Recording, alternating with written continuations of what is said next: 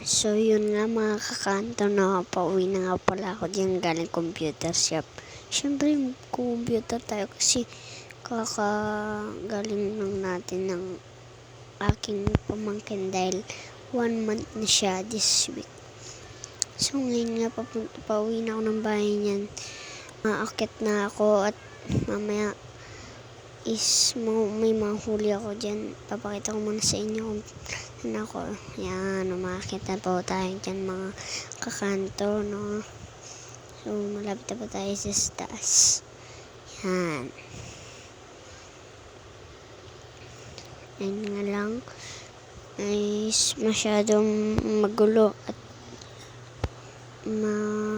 ang ating paligid kasi daming dito yung mga kapatid ko. Yan nga po.